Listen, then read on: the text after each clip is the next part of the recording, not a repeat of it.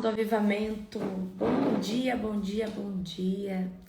Sejam todos bem-vindos para mais um devocional. Que madrugada estrondosa, poderosa. Toda a honra e toda a glória ao Senhor Jesus. Como é bom acordar na madrugada. Shalom, shalom, pastora Maria Leite. Shalom, pastora Letícia. Shalom, shalom, Fabiola, Roberta. Shalom, shalom, shalom. Um dia, shalom Sanca, shalom, shalom pastora Ceissa, shalom para cada um de vocês, shalom Brum, gente, tem uns nomes aqui que é mais difícil de falar, Brum, eu vou falar só o comecinho aqui, shalom Fê, shalom, shalom profetisa Paula, shalom para cada um de vocês, amém? Um dia abençoado, um dia poderoso, um dia profético, um dia extremamente abençoado no nome do Senhor Jesus. Vocês aceitam um golinho de café? Tô aqui já tomando meu cafezinho nessa xícara maravilhosa, abençoada. Amém? Sandra Castellani. Assim é mais fácil. Aleluia, sejam todos bem-vindos, amém? Hoje é Sofonias, coloca aí, amor. Sofonias, capítulo de número 1, nós vamos começar, amém? Tenho certeza que Deus vai falar com você no devocional de hoje. Todo dia então toma um golinho de café para vocês, amém? Tenho certeza que Deus vai falar com vocês no devocional de hoje. Eu perguntei assim, Espírito Santo, o que você quer que eu fale com eles hoje? Aí Espírito Santo falou assim, sobre o barro, sobre o vaso do oleiro. Eu falei, eita, aleluia, glória a Deus, bendito é o nome do Senhor, amém? Gente, vocês estão sentindo falta da pastora Nani. A pastora Nani ficou 2 anos comigo na madrugada. E agora nós colocamos o Gustavo. A pastora Nani estava muito cansada, tá? Não só com a demanda da madrugada, mas com muitas e milhares de outras demandas, certo? Então deixa a Nani descansar. Quem está agora assumindo a posição da madrugada juntamente comigo e com o apóstolo é o profeta Gustavo, certo? Gente, e eu entendo porque é muito cansativo. Então, por exemplo, eu não sei se vocês sabem, mas quem abre a sala acorda bem antes. Então, por exemplo, o Gustavo, ele manda o link para vocês, às vezes 2h15, 2h20, já coloca ali o louvor, certo? Então, o que acontece? A pessoa que abre as salas, que envia os links e tudo isso, ela acorda bem antes da madrugada. Então, eu ainda consigo acordar 2h20, 2h30, certo? Para 2h45 a gente já tá ali na posição, certo? Amém? Então, o que eu quero trazer para vocês? É muito cansativo, é muito exausto, é uma exaustão muito grande, porque é todos os dias, certo? A Nani ficou 2 anos fiel, certo? Mas ela já estava muito cansada. E aí, hoje quem tá assumindo a oração da madrugada é o Gustavo, tá? Gustavo tá aí conosco, amém? Mas a Nani continua comigo, trabalha na minha empresa. A Nani é de quem dirige a minha empresa. Ela, na minha empresa de marketing, onde eu faço meus cursos, minhas coisas, é a Nani que fica ali. Então ela tá nessa posição hoje e descansando das demais funções, porque ninguém é de ferro. Eu não sou de ferro, gente. Tem dias que, como eu digo pra vocês, tem dias que eu tenho que dormir o dia inteiro pra mim poder ver se eu consigo recuperar. É muito cansativo, é exaustivo demais, né? E a Nani fazia o louvor na maioria das vezes. Só que nesse tempo a gente foi levantando pessoas, certo? A gente foi levantando outras pessoas para ir nos ajudando. Então hoje a gente tem levitas, né? A gente já tem vários levitas na madrugada, amém? Hoje, quando eu e o apóstolo tem que sair, por exemplo, tem que ir para os Estados Unidos fazer uma agenda, né? E realmente é complicado a gente orar. Tem aí os intercessores que assumem a oração da madrugada, amém? Só que o apóstolo não podemos ficar tão fora da oração da madrugada, né, meu amado? Certo? Mas é isso, por isso que a Nani não tem vindo, porque ela tá descansando e deixa ela descansar. A hora que eu terminar meus 3 anos, que eu tenho um propósito com Deus de 3 anos na madrugada, a hora que eu terminar, vocês podem ter certeza, eu vou descansar. Outras pessoas vão assumir a madrugada, mas eu vou descansar, eu preciso. Eu preciso aí de uma quarentena, dormindo, descansando, certo? Você pode ter certeza madrugada é muito exaustiva, é muito cansativa. Vocês não têm noção, né? E a gente não tem só, é que às vezes vocês pensam assim, a gente só tem a madrugada. A gente não tem só a madrugada, a gente tem muitas outras coisas, gente. Muitas outras coisas para fazer. É isso, é aquilo, é a conferência, é a escola, e não sei o quê. Você imagina, né? Apóstolo, por que nós não conseguimos assistir o devocional depois? Tem que perguntar pra Meta, pra Instagram, porque, olha, eu não sei.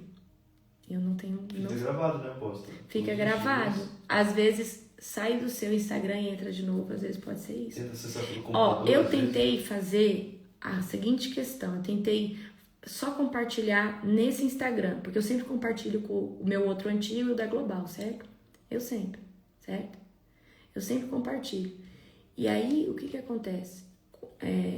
Eu parei de compartilhar para ver se dava certo e não, muita gente continuou reclamando, não deu certo. Aí eu falei, então voltei a compartilhar do jeito que compartilhava. Amém? Amém? Amém? Amém? Depois dos 3 anos eu vou parar? Não, gente. Depois dos 3 anos eu preciso descansar. Uns 40 dias eu preciso dar um tempo, certo? Das orações da madrugada para mim descansar, porque meu cortisol já tá lá embaixo, certo? E o cortisol é por falta de sono. Então, a oração da madrugada vai ser contínua nesse ministério, comigo ou sem mim, né? Com o apóstolo ou sem o apóstolo. Então, outras pessoas vão estar orando. Na hora que der 3 anos, eu preciso tirar esse tempinho, certo? Outras pessoas vão estar orando na madrugada, até nós voltarmos, né, amor? Certo? É isso aí, é descansar e voltar. Amém? Escalar aí outros líderes pra gente fazer, né? A gente tem gente muito boa que ora na madrugada, cheia do Espírito Santo. Amém? Glória. Eu sei, eu preciso de férias. Eu tenho certeza disso. Mas é isso. Não deu ainda, né, amor? Vai dar. Uma hora vai dar. Em nome de Jesus. Mas eu não posso tirar férias da madrugada, eu não posso tirar férias do devocional. E aí? Amém? Quando vai dar os 3 anos? Surpresa. Vocês vão saber.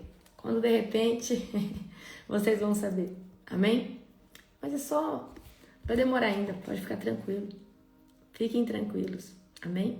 Vamos orar para nós começarmos? Feche os olhos de vocês. Querido Deus e Pai Todo-Poderoso, na autoridade do nome de Jesus, Pai, nós te glorificamos, Pai, nós te exaltamos. Pai, bendito é o teu nome santo e poderoso. Obrigada, Jesus, por essas madrugadas estrondosas. Obrigada, Jesus, por tudo aquilo que o Senhor tem feito nesses dias.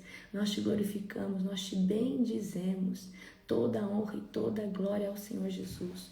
Obrigada, Jesus, por mais um dia, por mais uma madrugada e por mais um devocional. Eu chamo a presença doce e perfeita do nosso amigo Espírito Santo, para que o Espírito Santo possa estar aqui trazendo esse devocional. Que o Senhor venha nos dar, Pai, a revelação por detrás da letra. Abra os céus de glória, abra os céus de conhecimento, abra os céus de revelação. Eu te louvo, Senhor Deus, e eu te agradeço e eu te glorifico, Senhor Deus, por todas as coisas que o Senhor tem feito, Pai. Obrigada, Jesus, por esse dia. Obrigada, Jesus, por cada vida que acordou na madrugada.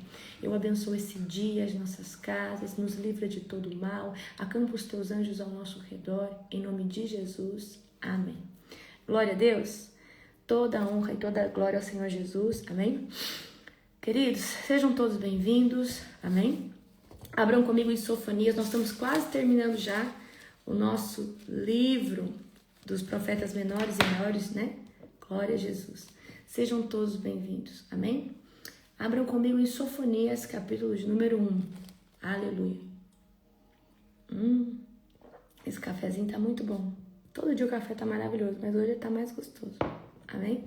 Sofonias, capítulo de número 1. Vamos estar lendo, amém? O Senhor deu esta mensagem a Sofonias quando Josias, filho de Amon, era rei de Judá. Sofonias era filho de Cuxi, filho de Gedelaias, filho de Amarias e filho de Ezequias. Destruirei todas as coisas sobre a face da terra, diz o Senhor. Então aqui, qual que é a profecia? O que Sofonias está recebendo? A revelação dos fins dos tempos. Destruirei todas as coisas sobre a face da terra. Destruirei tanto pessoas como animais. Destruirei as aves do céu e os peixes do mar. Reduzirei os perversos a montes de escombros e exterminarei a humanidade da face da terra, diz o Senhor. Esmagarei Judá e Jerusalém com meu punho e eliminarei até o último vestígio de seu culto a Baal. Então, Deus está falando aqui para Sofonias sobre o fim dos tempos. Acabarei com os sacerdotes idólatras de modo que todos se esquecerão deles, pois eles sobem a seus terraços e se curvam para as estrelas e os astros. Juram pelo nome do Senhor, mas também adoram Moloque. Moloque, queridos, Baal são deuses da época, tá? E tronos que atuam até nos dias de hoje. Destruirei os que antes seguiam o Senhor, mas agora já não o fazem. Não pedem direção do Senhor, nem o buscam mais. Fiquem em silêncio na presença do Senhor soberano, pois se aproxima o dia do Senhor.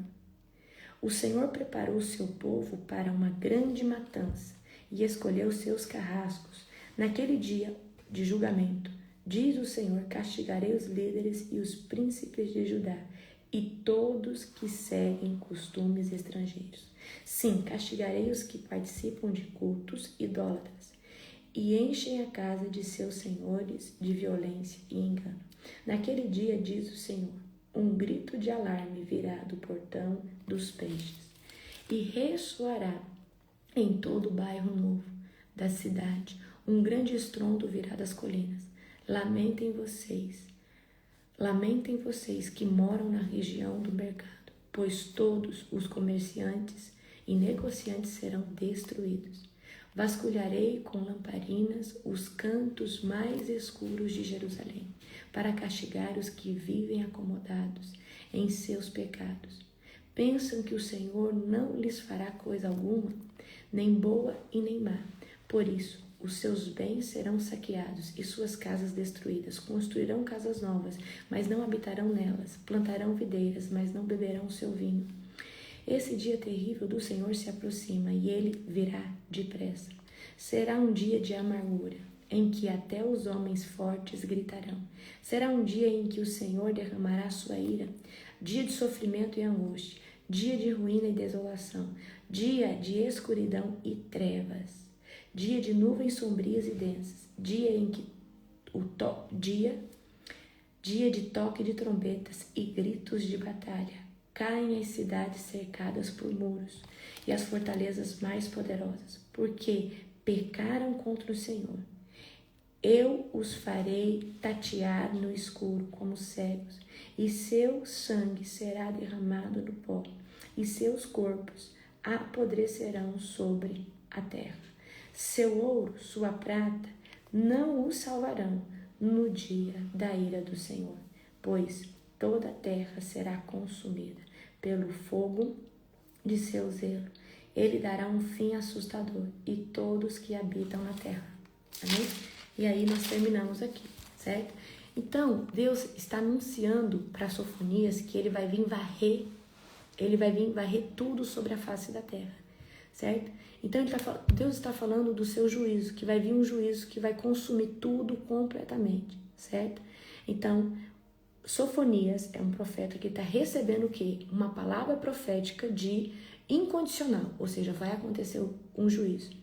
Então Deus está aqui confrontando o quê? Confrontando a idolatria, o sincretismo religioso. O que é sincretismo religioso, queridos? Sincretismo religioso é quando religiões começam a misturar, né? Por exemplo, se você vai lá no terreiro de Umbanda, lá nos altares deles, tem lá o São Jorge, tem lá... E eles fazem esse sincretismo com o catolicismo, certo? Sincretismo com um monte de coisas para dizer que eles, né, para fisgar os católicos ali. Aí o católico chega ali e fala, não, isso aqui é de Deus. Porque o católico acredita, né, que as suas imagens, eles acreditam que estão fazendo a coisa certa, certo?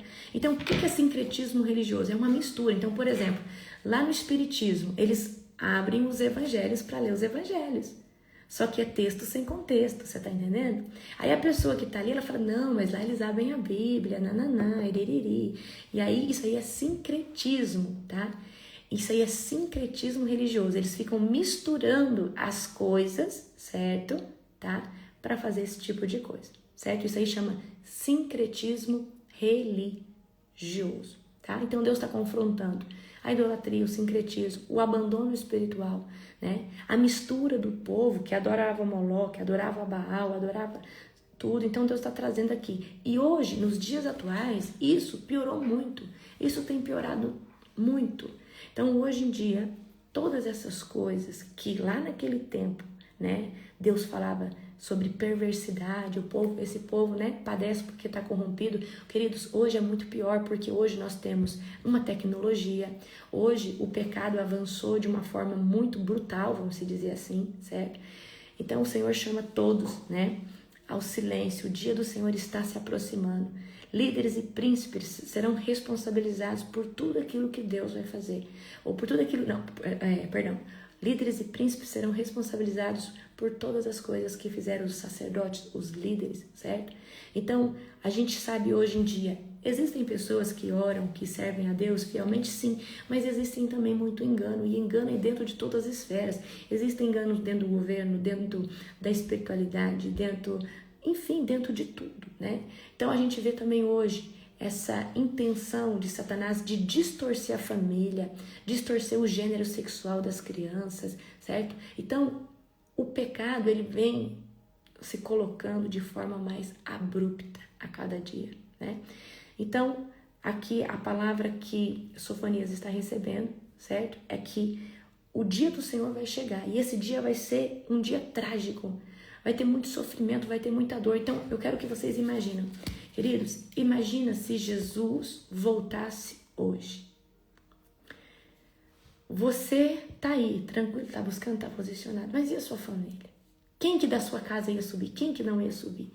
Se hoje fosse o arrebatamento a próxima madrugada, quem iria? Quem não iria? Amém? E eu vou falar uma coisa para você, esse mundo, ele é tentador, as coisas desse mundo são tentadoras. Quando você não tem o Espírito, né, assumindo o governo da sua vida espiritual, é a carne e é a alma que vai assumir. Então essa pessoa é aquela pessoa que, por mais que ela tente buscar Deus, ela sempre está inclinada para o pecado, certo? Então Deus está falando, olha, o dia do Senhor se aproxima. Ó, lá no 14 fala assim, esse dia terrível do Senhor se aproxima, ele virá depressa. Eu creio, querido, será um dia de amargura, em que até os homens mais fortes gritarão. Olha, eu vou falar uma coisa para vocês. A nova ordem mundial, tá? É uma sociedade secreta que governa o mundo num princípio de retardar ou tentar atrasar a vinda de Cristo sobre a terra. Eu vou falar isso para vocês no nosso seminário de libertação. Eu vou falar sobre nova ordem mundial também para vocês.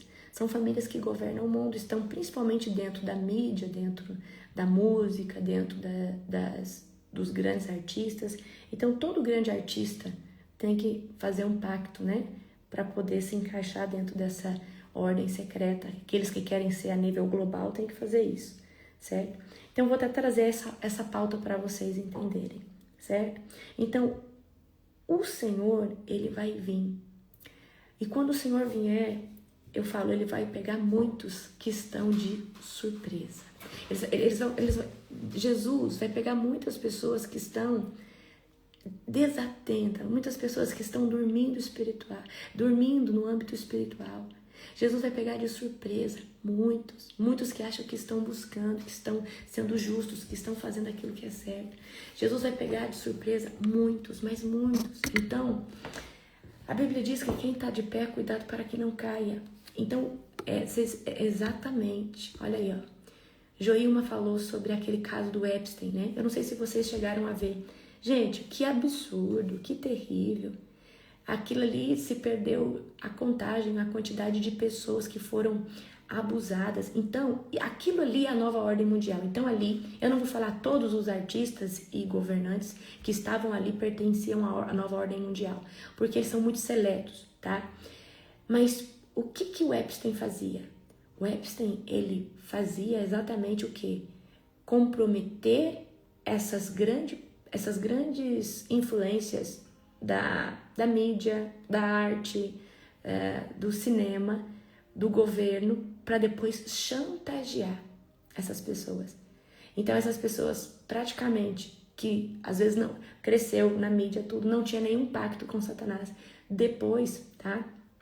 Começaram a ter que ficar escrava ali daqueles rituais e tudo, e diz que tinha até...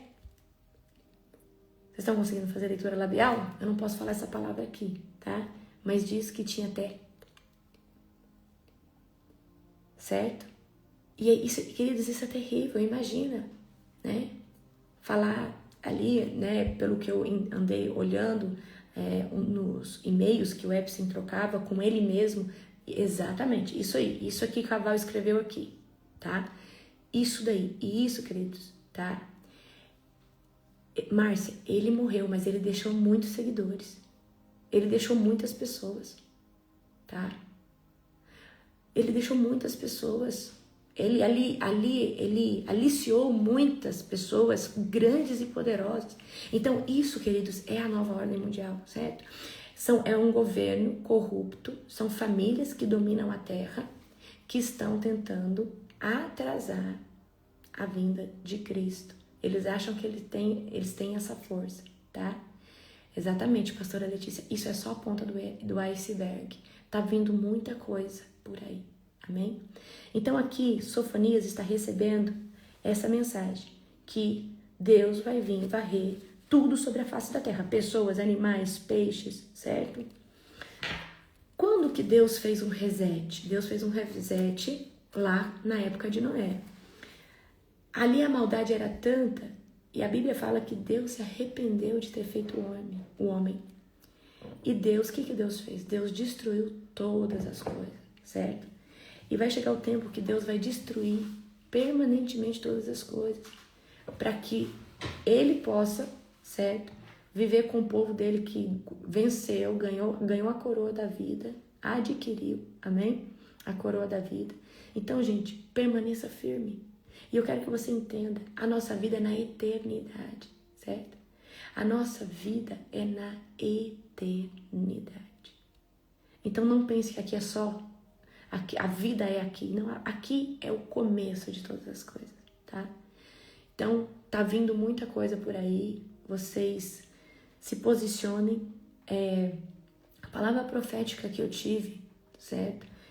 O ano passado para esse ano é que esse ano seria muito difícil estar posicionado em Deus. Então, quem estivesse balangando, quem estivesse ali, não ia conseguir suportar permanecer. Mas quem estivesse já na presença de Deus, ia viver coisas sobrenaturais. Então, por que eu acredito nisso que Deus me disse? E Deus tem falado isso para muitos outros profetas. Ou seja, a atmosfera, cada vez ela está ficando mais caótica. Cada vez mais demônios têm sido liberados. Para trazer o quê? Para trazer perturbação. E outra, está tendo um ataque muito grande sobre a mente das pessoas, as crianças, certo? Então, continua firme. Luta pela sua constância, porque o que mais... O diabo vai tentar é o quê? Derrubar aquele que não tá. Aquele que não tá certinho, aquele que tá com um pé aqui, um pé lá, ele não vai conseguir ficar. Certo? O diabo vai tentar tirar com tudo essa pessoa da presença de Deus. Porque o diabo, ele quer fomentar o caos, ele quer fomentar as tragédias. Amém? Então, é isso que Sofonias recebeu. Ele recebeu uma mensagem, né? E aí, no capítulo 2, você vai ver o chamado ao arrependimento, tá? E aí, depois tem o capítulo 3, aí tem Ageu, que só são 2 capítulos, depois tem Zacarias. Aí vem Malaquias, amém? Glória a Jesus. Então, amanhã nós terminamos. Eu quero que você abra comigo agora, em nome de Jesus, em Jeremias, capítulo 18, verso de número 1. Jeremias, capítulo 18, verso de número 1. Jeremias, capítulo 18. O livro de Jeremias é poderoso, né, gente? O que Jeremias fez não é brincadeira. Hoje, quando eu acordei, eu falei assim, Espírito Santo, o que você quer que eu fale com o seu povo? E ele falou sobre o vaso, sobre o barro.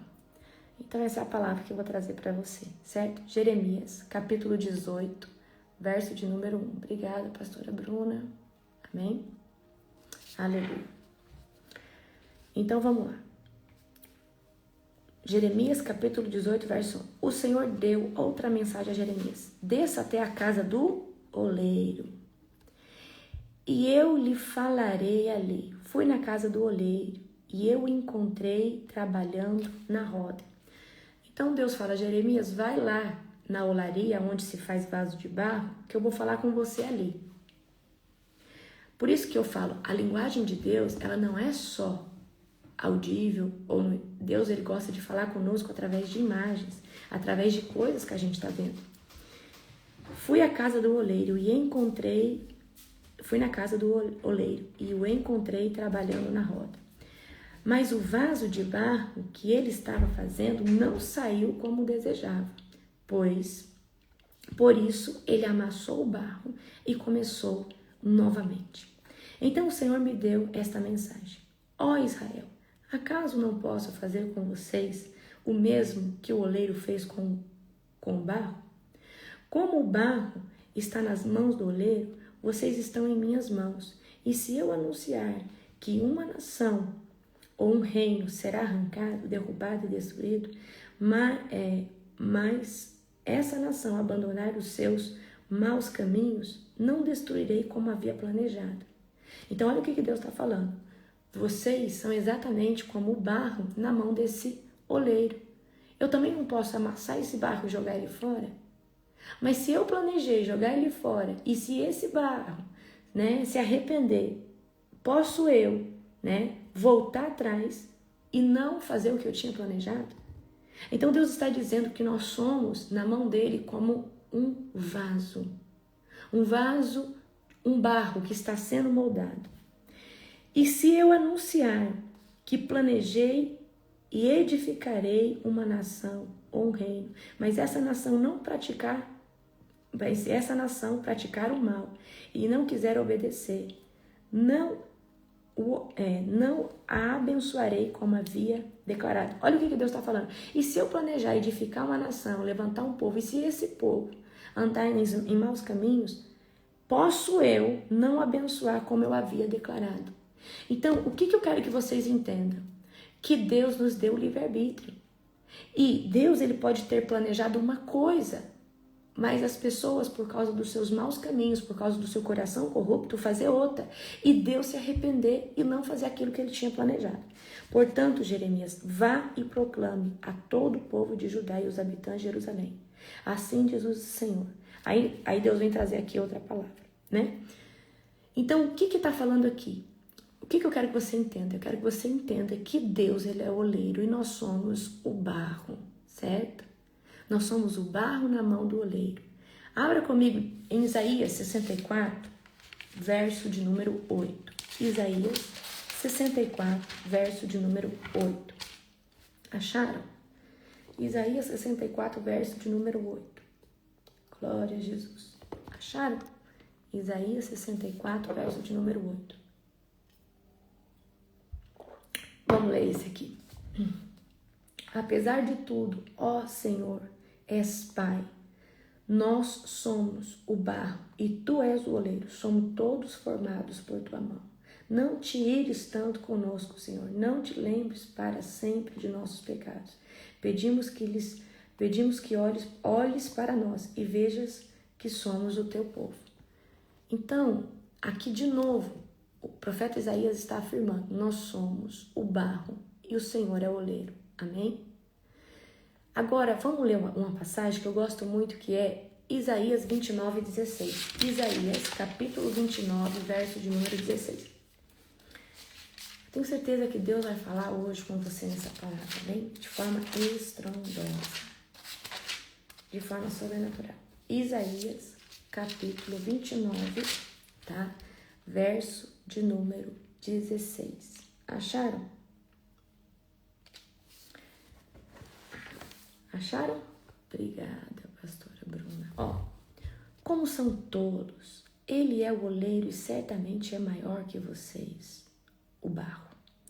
Pode o objeto criado dizer sobre aquele que o criou? Ele não me fez. Pode o vaso dizer, o oleiro não sabe o que faz. Logo, em pouco tempo, os bosques do Líbano se tornarão campo fértil, e o campo fértil produzirá colheitas fartas. Então, o que a palavra está dizendo? Pode o vaso, tá, ficar questionando, será que ele me fez? Não, foi o oleiro que te fez. E os vasos de barro somos cada um de nós, certo? Então, o que eu quero trazer aqui para vocês? Que foi Deus quem nos fez. Só que quando Ele nos fez, Ele nos pegou na planta. Em que sentido? Quando Deus nos fez, Ele pegou uma quantidade de barro.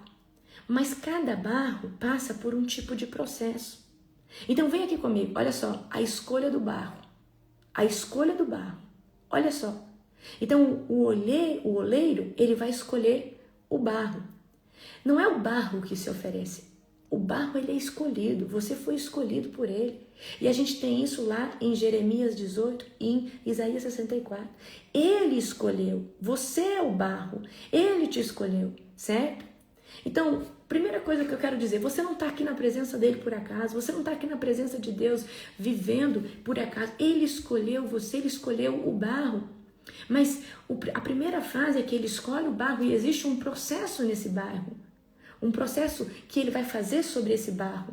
E qual que é o processo desse barro? O processo dele tirar as impurezas. O processo dele tirar as imperfeições.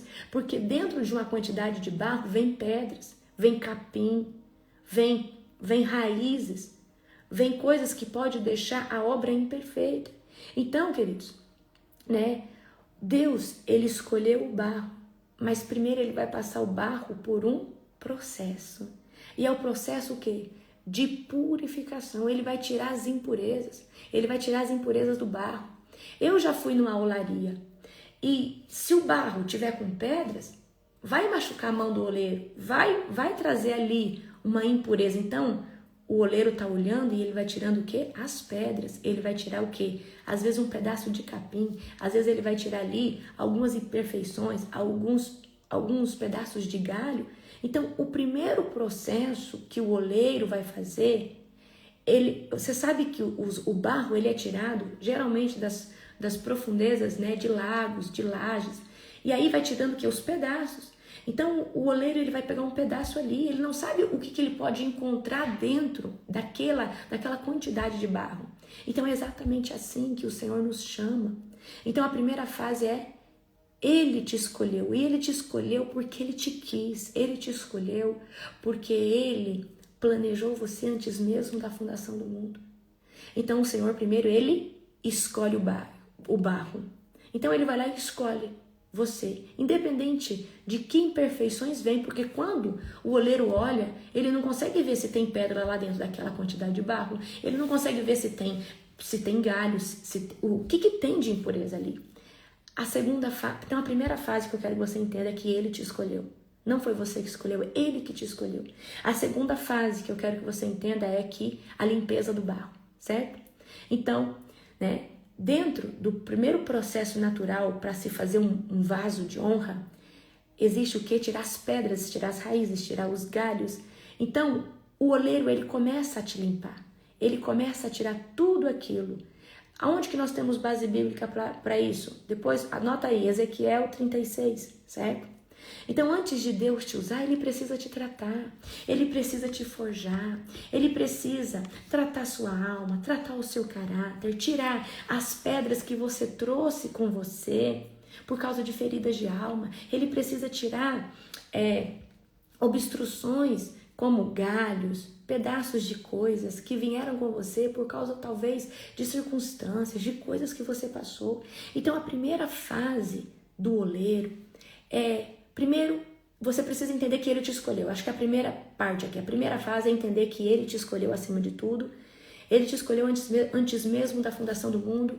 E não foi você que o escolheu, Ele te escolheu, certo? E Ele se anunciou para você. A segunda fase é a limpeza, onde Deus está tirando toda a impureza, está tirando todas as coisas que você trouxe como bagagem. São as iniquidades, os pecados, as feridas de alma, às vezes uma identidade toda distorcida, certo? Então, qual que é o meu confronto aqui para você? Se você está na fase onde Deus está amassando o barro e está olhando e tirando as impurezas, deixa Ele tirar. O problema é que tem muita gente que aceitou Jesus, se submeteu a Cristo, mas não quer deixar Deus tirar as pedras, os galhos, o capim. Então, eu quero que você entenda, nós precisamos permitir que Deus tire. Nós precisamos que Deus venha tirar toda impureza, todo obstáculo, todo galho. Lei socoa. Então, não tenha resistência à correção. Não fica toda hora tentando se explicar, se defender. Deixa Deus tocar na sua alma. Deixa Deus tirar você dessas prisões, esses cativeiros. Porque se você não deixar Deus tirar tudo aquilo que Ele precisa, quando você passar para a próxima fase, porque tem muita gente que passa para outra fase, mas não deixou Deus tirar tudo completamente. O problema é que lá, quando esse vaso entrar no forno, ele não vai resistir. Então, queridos, por que tem muita gente que entra de cabeça na presença de Deus, vive o sobrenatural em 3 meses, 4 meses, está rompendo, está vivendo coisas, e tem gente que aceitou Jesus, mas continua um pecadinho ali, um pecadinho ali. Jesus até começou a tratar uma coisa ou outra, mas essa pessoa não permitiu.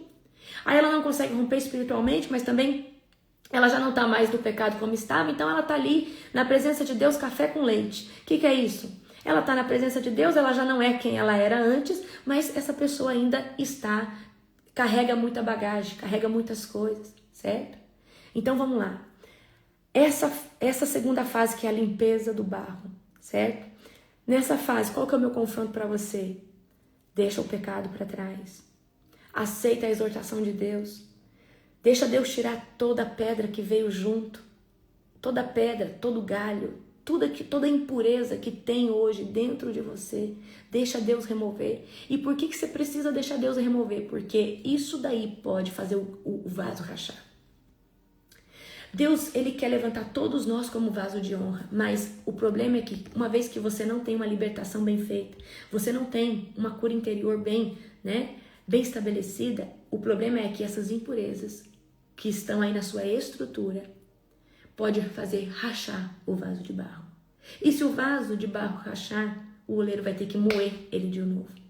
O oleiro vai ter que despedaçar ele novamente, certo? Então a primeira fase é a fase da poda, é a fase da limpeza, é a fase onde Deus te confronta, onde o Espírito Santo pede para você mudar de roupa, onde o Espírito Santo pede para você pedir perdão para um monte de gente, onde o Espírito Santo começa a tocar na sua alma e começa a trazer para você onde o Espírito Santo pede para você abandonar lugares, pessoas, hábitos, é onde o Espírito Santo começa a falar. E uma vez que você começa a obedecer, eu quero que você entenda, os galhos secos estão saindo do barro. As pedras, as imperfeições, os objetos inanimados que vieram junto estão saindo. E quanto maior for a purificação, o estabelecimento dessa massa, melhor vai ser o processo. Amém? Então a primeira fase, nós precisamos entender que não foi nós que o escolhemos, Ele nos escolheu. Jesus te escolheu. Segunda fase, o oleiro vai pegar a massa do barro e agora ele precisa tirar as imperfeições. Somente quando ele tira a maior parte das imperfeições, aquilo que você permitiu ser tirado, aí ele vai amassar. Então, a terceira fase é a fase onde Deus, o oleiro, vem amassar o barro, vem amassar você. Por isso que muita gente fala assim, nossa, eu me converti e parece que ao invés das coisas melhorarem, as coisas pioraram. E eu tenho certeza disso porque Jesus está te amassando, o oleiro está te amassando. O barro precisa ser amassado. Quem já foi na olaria? Eles jogam o barro para o barro ser amassado, o barro precisa ser pressionado, o barro precisa ser esmagado, o barro precisa ser dobrado, precisa ser, manipulado, certo? Então, onde que a gente vê essa base bíblica? Salmo 51 e Tiago 1. O vaso precisa ser pressionado, o vaso precisa ser dobrado, o vaso precisa ser amassado. Deus precisa... Por que Deus precisa fazer isso? Porque Ele precisa quebrar a rigidez do nosso coração. Ele precisa arrancar toda a estrutura de ego, de caráter, que foi Satanás que moldou ou que foi a vida que moldou. Então, Deus vem amassando barro para quebrar o orgulho espiritual, para quebrar a soberba, para quebrar a altivez, para quebrar a falta de aquebrantamento. Quanto tempo você esteve pecando e você nunca chorou por causa dos seus pecados, mas de repente, um dia saiu as escamas dos olhos, e aí você começou a chorar na presença de Deus, e chorar por coisas que você fez há 20 anos, mas antes você nunca sentiu o peso daquilo. Eu quero que você entenda que quando vem essa unção do aquebrantamento, quando você começa a chorar na presença de Deus, quando você começa a se lembrar de coisas que você fez, fala, Deus, como que eu fiz isso? Deus, me perdoa. Deus, isso, aquilo outro. Eu quero que você entenda. Quando você começa a se aquebrantar, é porque Deus está te amassando, você está na fase quando Deus te amassa. Aonde a gente vê essa estrutura que fala de Deus amassar, né? Salmo 51 e Tiago capítulo 1. Então, qual que é o confronto aqui de Deus para nós na fase do amassar o barro? Deus está quebrando o orgulho espiritual, Deus está quebrando a sua soberba, Deus está quebrando a sua autossuficiência, Deus está quebrando a sua prepotência, Deus está quebrando a sua falta de sensibilidade à presença dele, Deus está quebrando toda a falta de aquebrantamento, Deus está amassando. Então, essa fase aqui é onde você começa a chorar por tudo, Deus começa a te confrontar, você passa por processos de humilhação, de perseguição, e Deus fala, dá outra face, anda mais uma milha, porque Deus está te amassando, Deus está tratando o íntimo do seu caráter, certo? Glória a Jesus. Aí vem a quarta fase, Adekei socorabagasaia, Idiricai sei. Vem a fase do torno, o templo. Olha só, a fase do torno. O torno é aquele instrumento onde Deus vai agora colocar o barro para começar a dar forma ao barro. Agora, Deus ele vai começar o torno. A quarta fase é o torno, certo? O barro vai girar no centro do torno. Você sabe quem que é o torno? É o Espírito Santo. O torno é Jesus. O torno é o reino de Deus. Agora o barro vai girar em volta do torno. Agora o barro já não vai ser mais o centro. Quem é o centro é Deus. Então agora o barro está em volta do torno. E quem que é o torno? O torno é Jesus. Mas antes você era o torno. Você era o centro da sua vida, o centro da sua alma, o centro do seu querer, o centro da sua vontade, o centro do seu achismo. Só que agora o barro é colocado em volta do torno. E isso profeticamente fala para nós que agora é nós que estamos, dobrados à presença de Deus. E não a gente querendo fazer aquilo que a gente acha. Então agora vem o torno.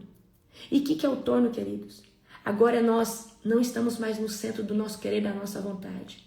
Agora nós estamos no centro, nós estamos em volta do centro da vontade de Deus, para sermos modelados por Deus. Amém? Qual base bíblica nós temos aqui para essa fase? Romanos 8, se você quiser anotar.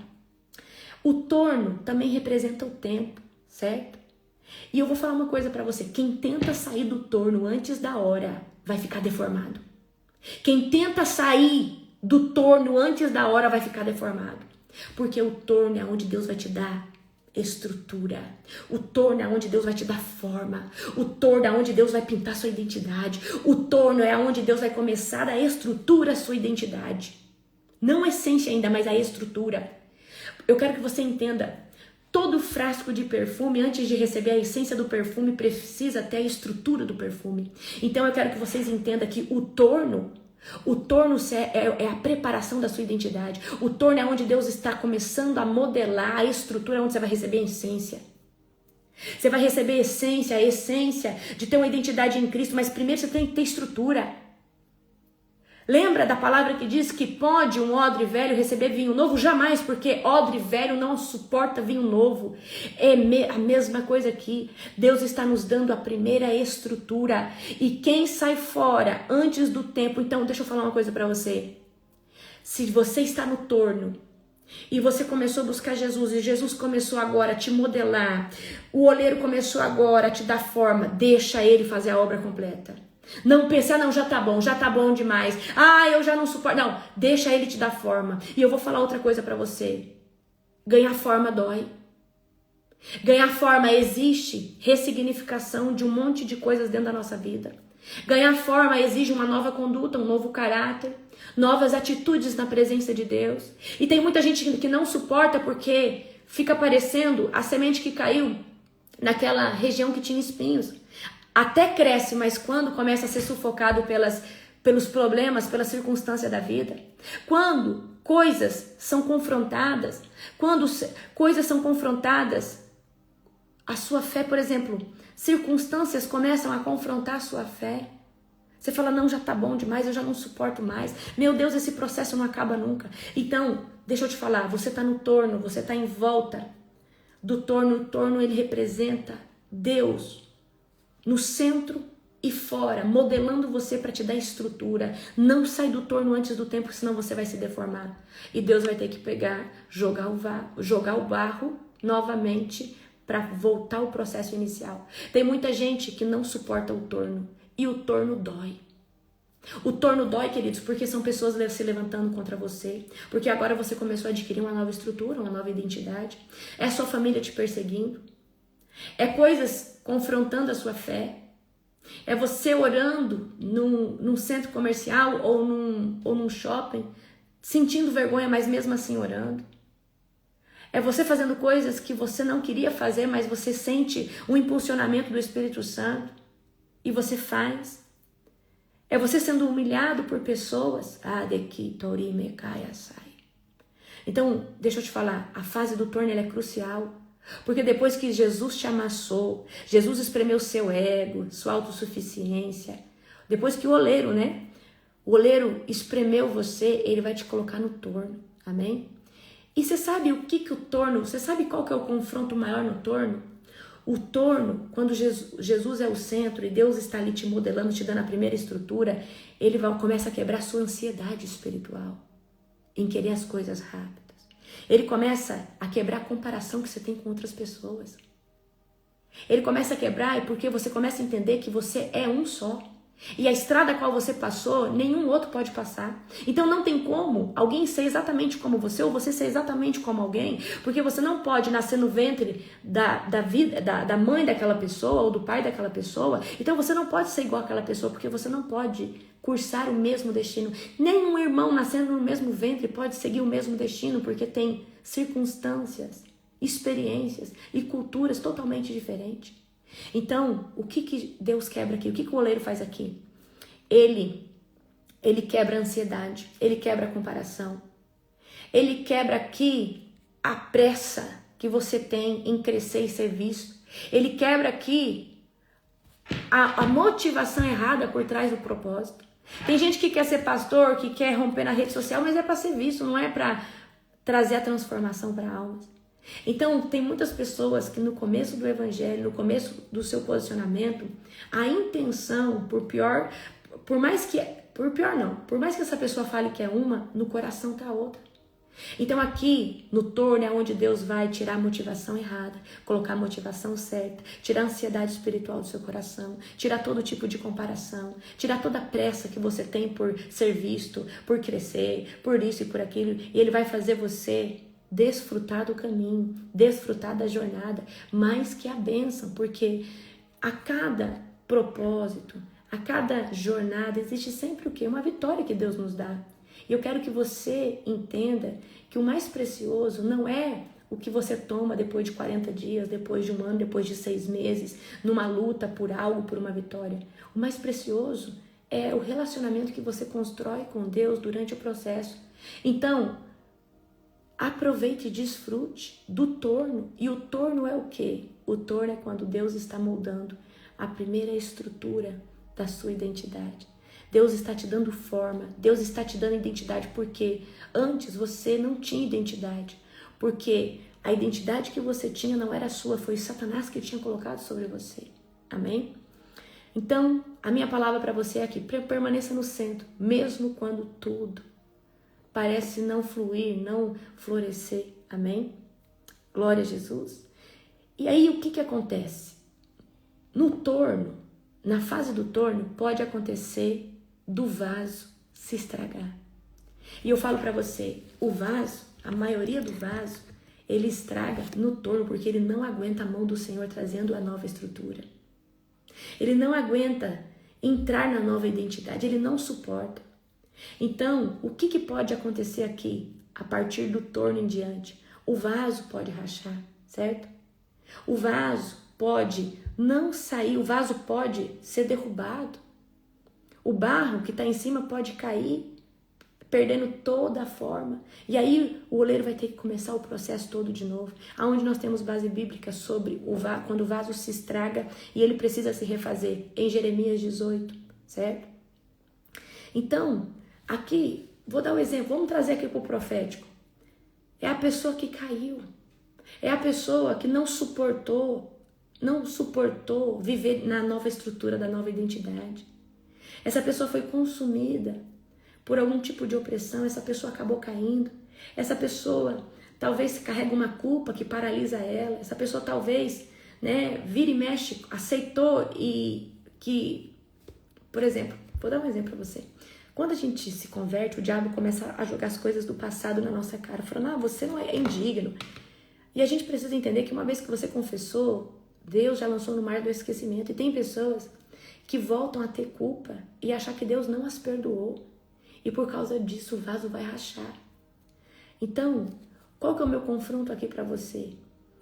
Se você está na fase que Deus está te dando uma nova identidade, Deus está agora te dando estrutura, permaneça fiel e aprenda a recusar, aprenda a resistir o diabo para ele fugir de você. Porque é nessa fase aqui que o diabo vai falar assim, vai ser isso aí coisa nenhuma, eu vou tocar, vai cair, tararana. É isso, certo? Que acontece. Então, essa fase aqui, você precisa continuar firme.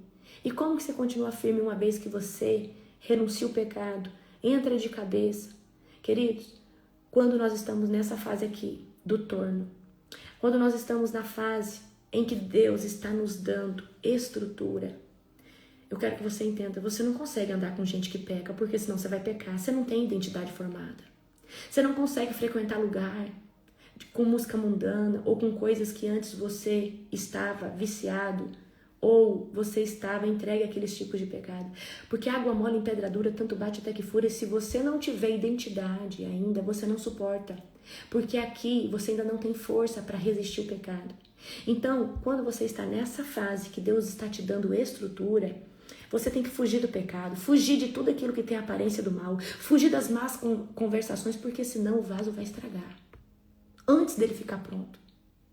O vaso vai estragar antes mesmo dele ficar pronto. Amém? Então o oleiro ele vai refazer.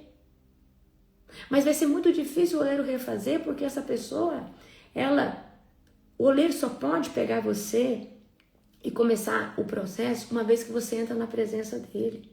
Porque se você estiver no mundo, não tem como Deus amassar você no mundo, no pecado, fazendo o que você quer, o que bem entende, certo?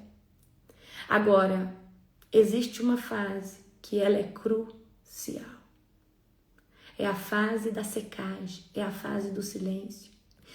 Deus foi lá e te deu toda a estrutura, fez o barro bonitinho. Tá lindo. E aí o vaso fica parado, ninguém pode tocar nele e ninguém pode acelerar esse processo. Porque esse processo é um processo que o vaso precisa secar, o vaso precisa ficar quietinho e é fase de solitude. É fase em que você precisa confiar genuinamente em Deus. Onde nós temos base bíblica para isso? Isaías 30. Vai anotando aí, depois você lê, certo? Então, aqui Deus trabalha onde ninguém vê. Então, antes Deus estava tocando em você, trazendo estrutura. Agora Ele já trouxe. Só que agora Deus vai começar a tratar você em silêncio. Então, eu quero que você entenda que essa fase, onde o vaso é colocado ali para secar, ele não passou no forno ainda não. Ele não foi para o forno, ele só está secando. Essa aqui é a fase do silêncio, é a fase de solitude. É fase que você precisa entender que aqui não tem como acelerar. Essa fase ela é crucial porque aqui o vaso começa a ganhar rigidez. O vaso começa a secar e ele começa a tomar rigidez. Se eu coloco o vaso recém-moldado do torno direto no forno, ele vai quebrar. Mas o vaso antes, ele precisa estar nesse tempo de secagem. Porque essa secagem vai dar o que para ele? Estrutura. A secagem vai dar para ele estrutura para aguentar o forno. Gedab, subia, caia, sai. Quer entender o que é isso aqui? Quer entender que fase que é essa? Essa é a fase que você começa a ter uma vida consolidada em Deus. Essa é uma fase que a sua identidade estrutural começa a ser o quê? Estabelecida, começa a ganhar força. É aqui que Deus começa a te dar resistência. É aqui a fase que você começa a ter uma vida de oração, vida de jejum, uma vida de entrega total e submissão a Deus. Aqui Deus começa a trabalhar em você através da busca que você tem nele. E essa fase, queridos, é uma fase de solitude, porque ninguém te entende nessa fase.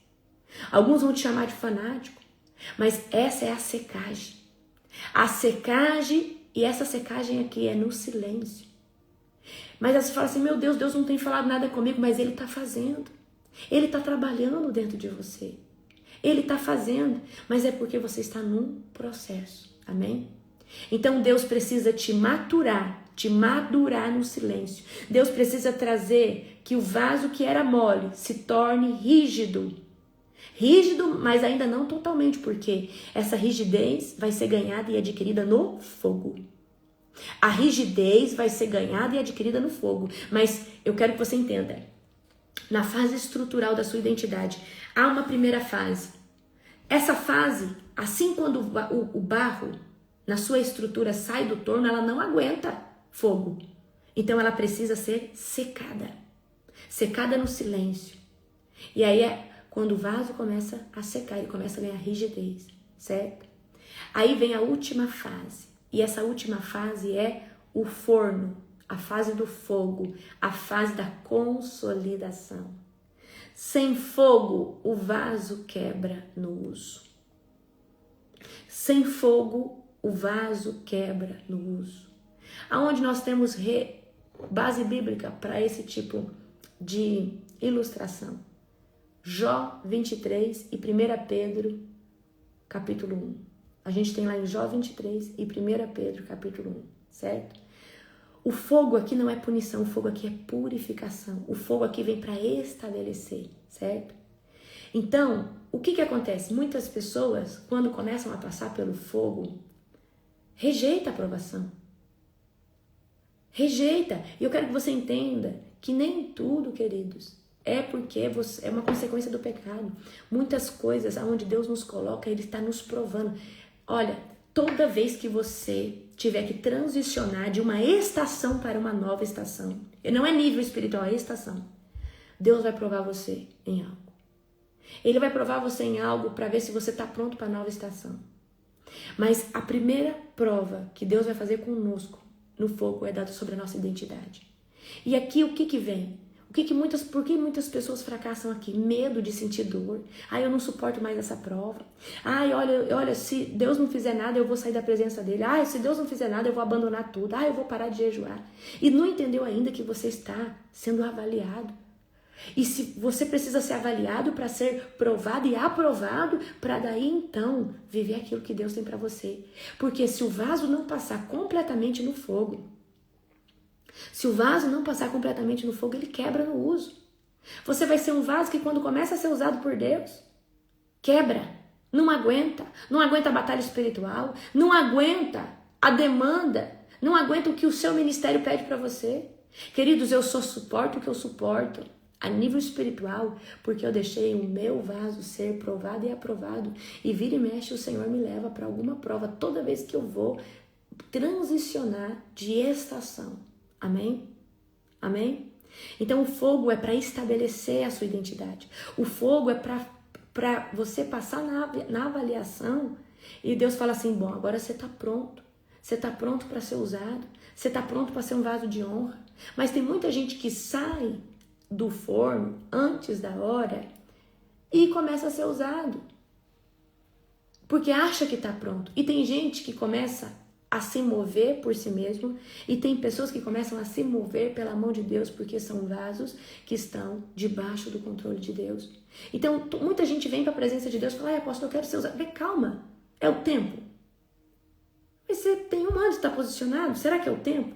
Será que Jesus já tratou o suficiente aí para você ser saudável na vida de outras pessoas?